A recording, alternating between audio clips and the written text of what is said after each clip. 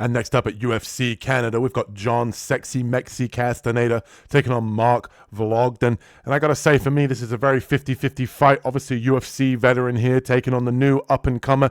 Obviously, we remember Mark Vologdin from Dana White's Contender Series having one of the best bantamweight fights we've seen in Contender Series history. If you haven't seen that one, pause this one or check it out after the video, but it's a great fight. And let's just remember one thing. Vologdin did not win that fight, and he did get a contract from Dana White just because of the effort that he showed in that fight. Great kickboxing. And when you see that Russian flag, you tend to think wrestling, but he is more of a kickboxer, boxer. And in that fight, he did get taken down. He did get beaten up, and he did put out a ton of volume, showed a ton of heart. And I think he's a nice addition to the UFC. Now let's talk about John Sexy Mexi Castaneda. The guy, obviously a UFC veteran, back-to-back losses now, losing that split decision to Chris Gutierrez. And in that fight, he was very competitive. He was able to have success early in round one.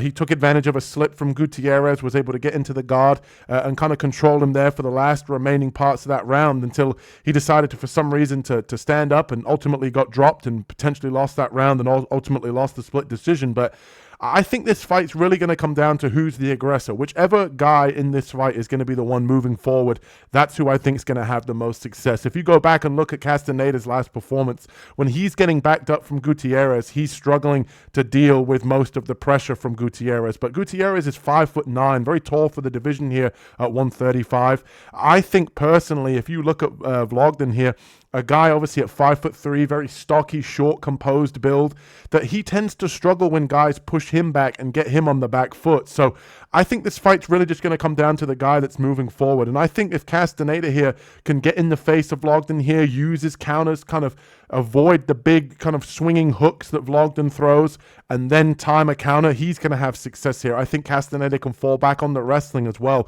If you go back and look at Dana White's Contender Series performance with Mark Vologdin here, he did get taken down in round two. Don't get me wrong, he was able to get back to his feet, but it's another weapon that I think that Castaneda can use. He has good top control. He's been around the block. I think that he can utilize his counters here and really just show a veteran performance here. Obviously a slight underdog here, coming off of back-to-back defeats. He's going to be desperate to get back in the win column, but let's remember that Vologdin didn't actually win on Contender Series. This is his UFC debut on a big stage.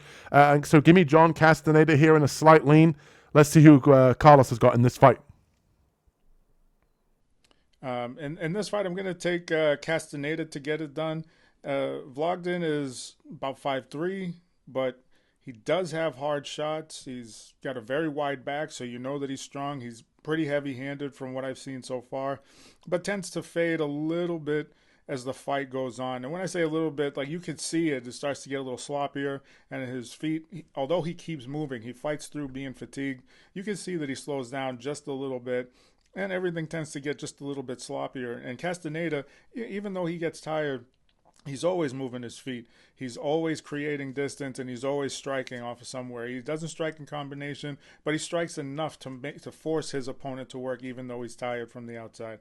And throwing kicks can make Vologdin hesitate on throwing that rear hand, because that's pretty much the danger is that he's gonna throw that rear hand, and if Castaneda can throw that high kick and keep that home, make him have to worry about throwing that counter strike in between, I think Castaneda can exploit the rest of that and get it done. But Vologdin, tough kid, he's durable. I don't think there's going to be a finish, but I do feel that Castaneda is probably just going to get the points, get the decision, and land the cleaner strikes, the cleaner grappling, and he's going to get this one done.